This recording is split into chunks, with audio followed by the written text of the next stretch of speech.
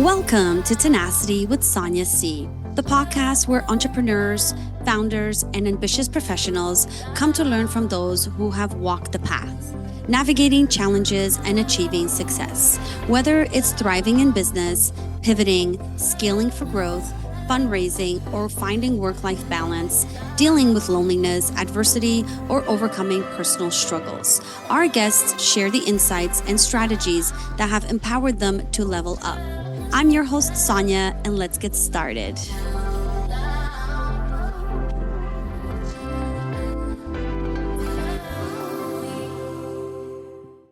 My guest today is Rachel Phillips, the co-founder and chief operating officer of Fully Accountable, an outsourced accounting solution built specifically for e-commerce and digital businesses.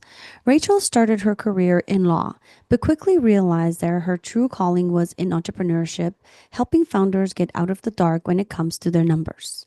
Under her leadership, Fully Accountable has grown from 2 employees to over 40, made the Inc. 5000 list 5 years in a row, and serves more than 600 companies across the states. In this conversation, we talk about what it really means to scale through financial clarity, why niching down was the hardest but smartest decision she ever made, and why she rebuilt when there were just $2 left in her bank account. This one's for every founder who's ever avoided their numbers, but knows they really need to face them to grow. Hi, Rachel. Welcome to the show. How are you today? I'm doing well. Thanks for having me. Yeah, of course. I'm excited to get into this conversation with you, and let's dive right in. Are you ready? Yes, I am. Okay, so you started your career practicing law. What made you pivot into entrepreneurship and co-founding Fully Accountable? Yeah, absolutely. I actually did my law internship. As a law intern, you're actually a clerk with one of the other founders of Fully Accountable. And as I was taking the bar exam, him and our third business partner came up with the idea of Fully Accountable because at the time, an outsourced accounting solution wasn't really available for smaller size businesses. What was happening is accounting was being put on the business owner to do in, spare time Mm. or on their weekends and their family time. And so what we did was looking for an offering that could take that off their plate to give them more time. And so for me, as I was finishing up the bar exam, I was like, man, I really want to be a part of this. I see the vision of it. And so the three of us came together and started growing the first versions of Fully Accountable. Awesome. So where are you today with Fully Accountable? Yeah, so we have grown from we had 2 employees when we started to today we have 42 employees. We're in Wow. 15 different states. We've worked with over 600 businesses and Wow. growing each day. That's amazing. I love to hear those kind of Yeah. stories. So many founders just struggle with their why. Mhm. What problem did you see in the e-commerce and digital business that made you want to solve it? Yeah, one of the things that we saw was that traditional accounting just moved too slow for e-commerce, right? There's so Mm, many transactions that happen even in just an hour. You think of all of the holiday promotions that are specific to yeah. e-commerce that just the regular CPA couldn't keep up with that. And so what we decided to do was find an accounting methodology that worked in real time so that any e-commerce or digital based business knew where they were on a daily, weekly basis, and they wouldn't find out 60 days later that they lost a ton of money on Mm. these Facebook campaigns or on this promotion that they launched. They would be able to catch it much sooner and then hopefully pivot so that they wouldn't lose as much money. Fully Accountable has made the Inc. 5000 list Mhm. 5 years in a row. What do Yeah. you think was the biggest decision or shift that unlocked the kind of consistent growth you had? Yeah, definitely niching down to the e-commerce and digital space. Early Mm. versions on, we tried to be a little bit of all things to everybody.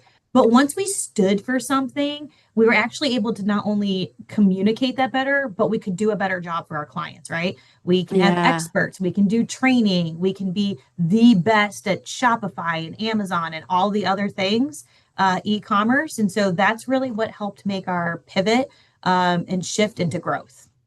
I love that. And it's so funny you say that because yesterday I went to an event and I was actually having this exact conversation Mhm. with a founder. And he was like, yeah, they had an e-commerce like business. And I'm like, okay, well, who's your client? And they're like, this client and this client and this Mhm. industry and this industry. And they're like, what advice do you have for me? I'm like, pick one Yes, and do it yes, really, really, really well. yeah, And they're like, well, but we're missing out. I'm like, all you're doing right now is you're putting out a net and you're hoping all kinds of fish come in, but you don't know which one is the right one. You're just sort of putting it out there and hoping something comes in, right? yeah, Versus going to a specific area of the ocean where you're just going to catch tuna, right? totally. Yes.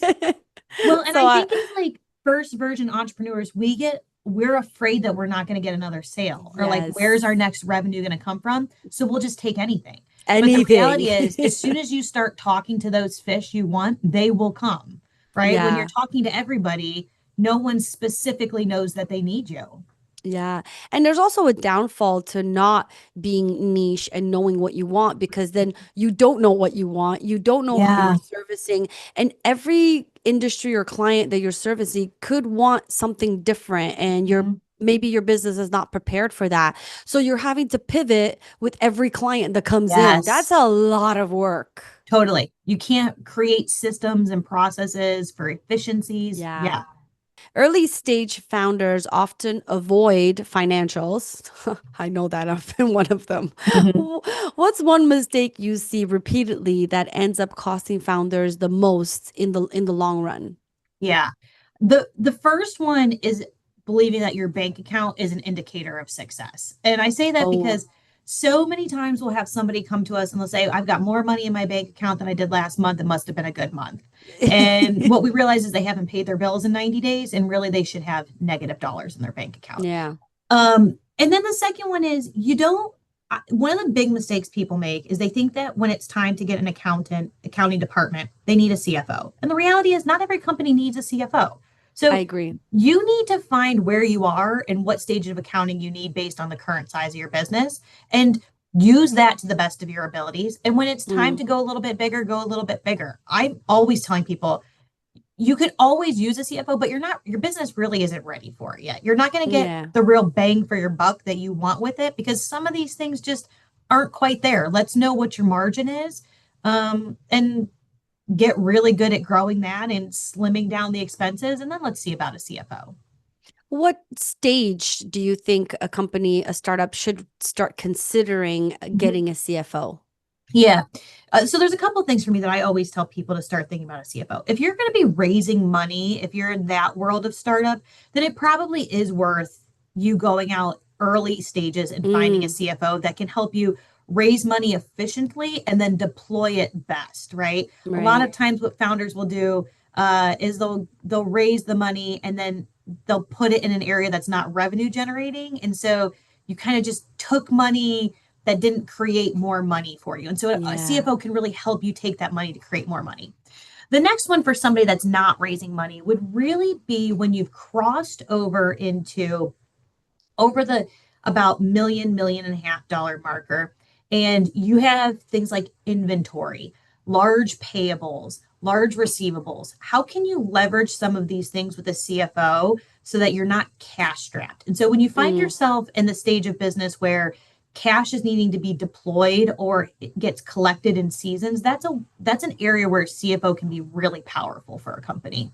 At what stage, like as a founder, do you have to like start understanding simple financial practices? Right.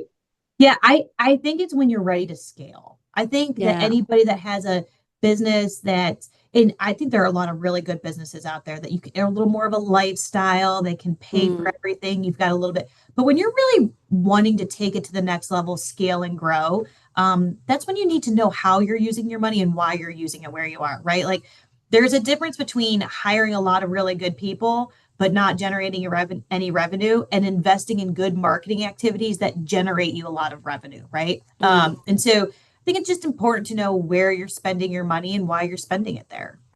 yeah. I also think like maybe just at first you could also just hire a bookkeeper, right? To sort of keep Completely. that day to day. Yeah. Absolutely. Yeah. And I think that businesses as the first version, a CFO can only do a really good job if they have accounting records that are good. And so get Yeah. somebody that's going to get you good accounting records so that the CFO can do their job. Yeah. CFO is not best served reconciling your books each month. They're best served looking at your books that are reconciled and giving you strategy on it. Yeah. I do think like just if you're going to go down the path of building a business, learn like just the basics of like some bookkeeping so Completely. you understand even the terminologies. Yeah. And it is amazing how many people don't know how to read a profit and loss statement, or Yeah. the number of clients that will come to us and say, I really don't understand why you care about a balance sheet. And it's like, they all work together, and I just the fundamentals really can help you run a much leaner, more successful business. Yeah, no, I agree. You talk about operating the accounting back office as a profit center. What does that practically look like for a small but growing startup? Yeah. So what we always tell you is you're one of the reasons people have a hang up with hiring an accountant is you just look like an expense, right? It's an Yeah. expense you have to pay each month, that it's kind of like something you just have to do because you're in business. What we like to do is tell you we're a profit center. So where are we going to be able to find you money that you're spending that you shouldn't? Are we able to find where you have more higher performing campaigns, ads, marketing strategies, maybe products, and redeploy your low performing dollars into those so we can generate you more revenue and more Mm, margin? That's a profit center, right? Your accounting yeah. and CFO department should always be finding these opportunities for you. Like, the main metric they should be looking at is your margin, your bottom line, and how can they help you keep growing that incrementally. And that's a profit center for you. Yeah. And how crucial is it for a startup to work with a company like yours right from the get-go? Yeah, I think it's really crucial. And here's why. You can save yourself a lot of heartache and a lot of dollars by just getting good practices in the beginning. Like you were just saying, even just knowing the fundamentals, even just having the basics set up at first so that you are in the practice of looking at your reports, making changes, not just working off subjective gut feelings, but off Mm, objective data, can take yeah. your business from 6, 9 months before it turns a profit to 2, 3 months, because you're able to have actionable things within your financials. Yeah, and I love what you just said around digging deeper and finding opportunities where you should be spending your money and where you're not. And like I was listening to you and I was even thinking, oh my gosh, maybe I should be doing that. I haven't done that in a while. You know what I mean? Like I still see the opportunity to like, oh, okay, maybe there's a chance where I can take money from one area to another, or am I Yep. spending too much? Like that needs to be an ongoing thing, right?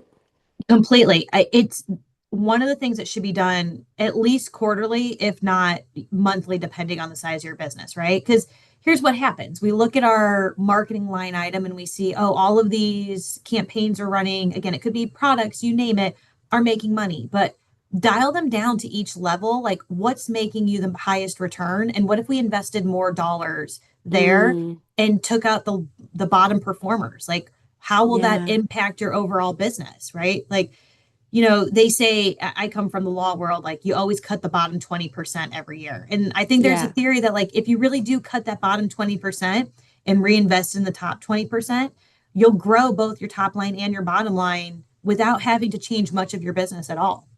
Yeah. What do you do when it comes to people, Mhm. resources? Yeah, I believe that people are your company's best asset. Okay. Again, I run a people business, so they're by far our best business. Um, and our goal is to continue to train them and make them the best that they can be at their job. Sometimes Hmm. people aren't going to make it on the team, and I hate that. And but my goal is to help them, at least give them the best shot at being successful. And if they can't be successful, then let's have an honest conversation about why that's happening. And maybe we help them find another opportunity, or maybe we just say, hey, this isn't working for us, and we find some other arrangement. Yeah. But if someone needed to cut costs, for example, Mhm. right? What would be the areas where you would start? First thing that I would start with are any expenses that aren't generating you revenue.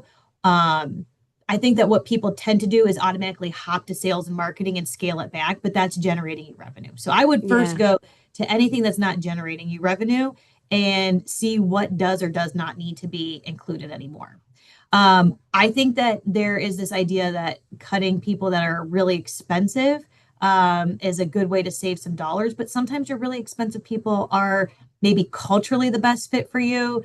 Yeah. They know your business the most and are going to be the people that dig in. So I look at all performance based when it comes to people and who's going to help us weather the storm, if you will, when we need to cut Yeah. expenses. And those are the people that I want on the team. I love that.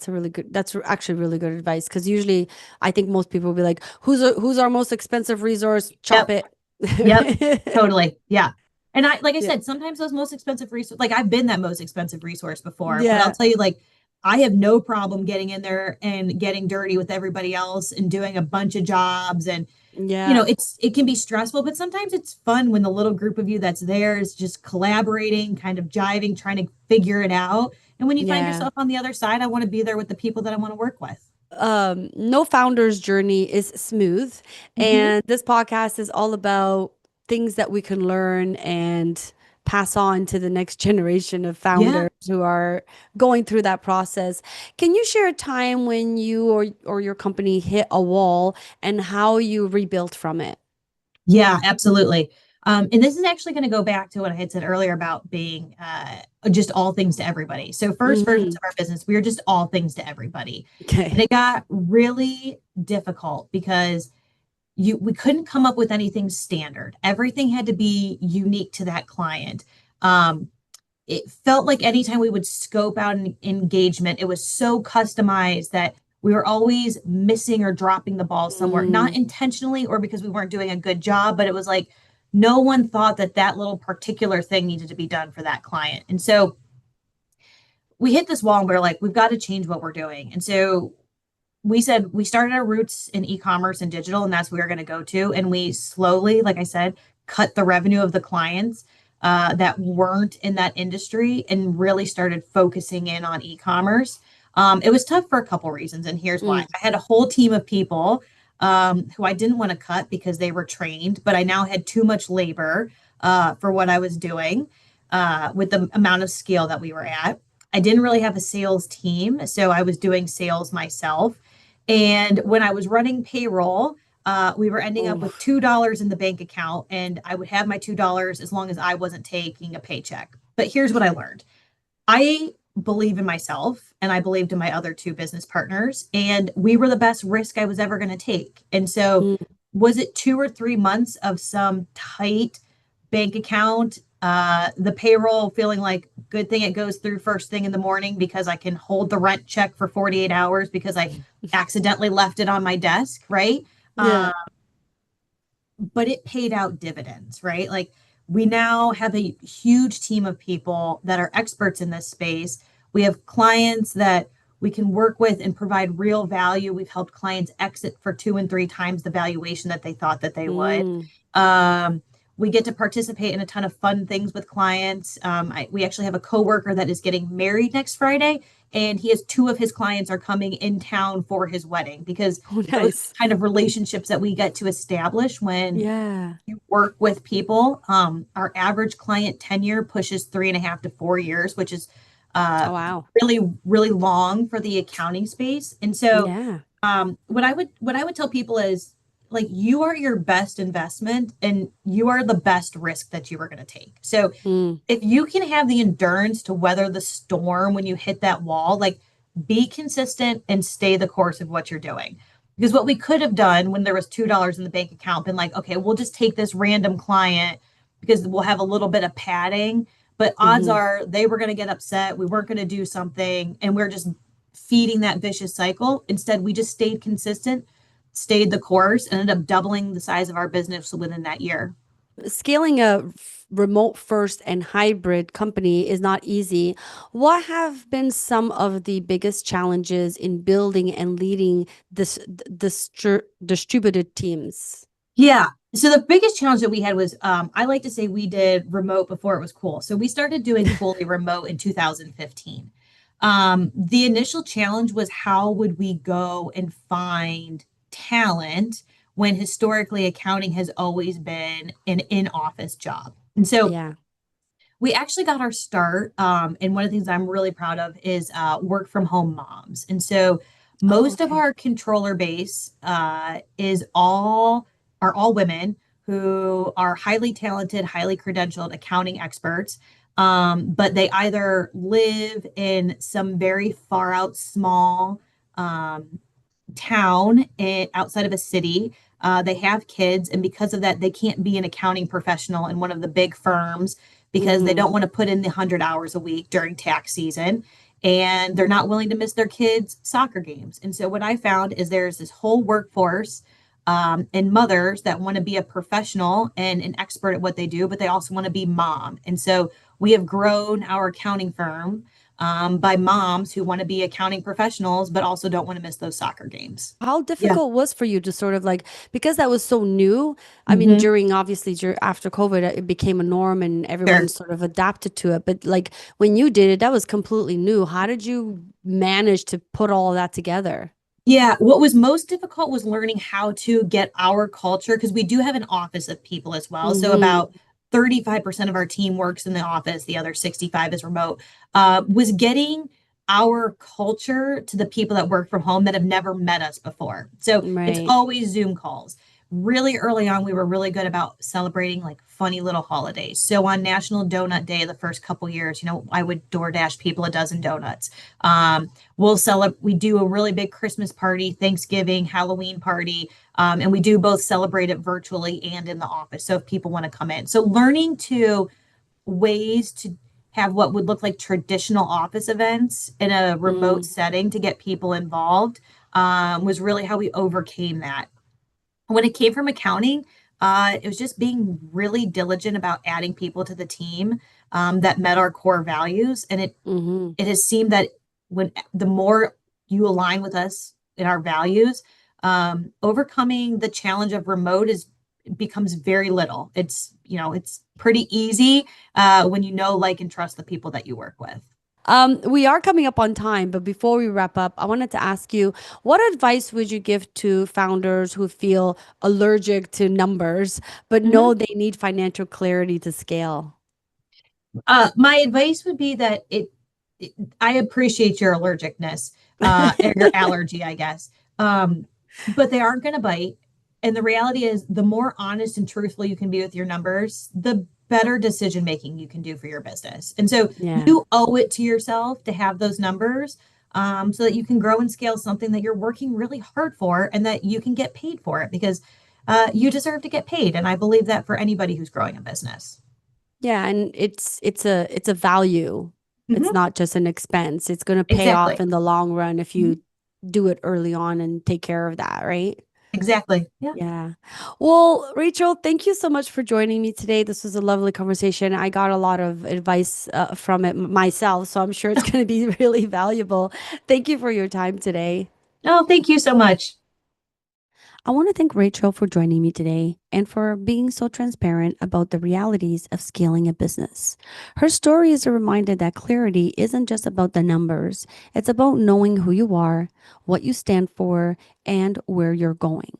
If you took one thing away from this episode, let it be this: your financials aren't scary, they're your strategy. And when you face them head on, you give your business a real shot at thriving. And that's a wrap. To our listeners, thank you for joining me on this journey of learning, growth, and inspiration. Don't forget to subscribe to this podcast on your favorite platform and connect with our community on social media.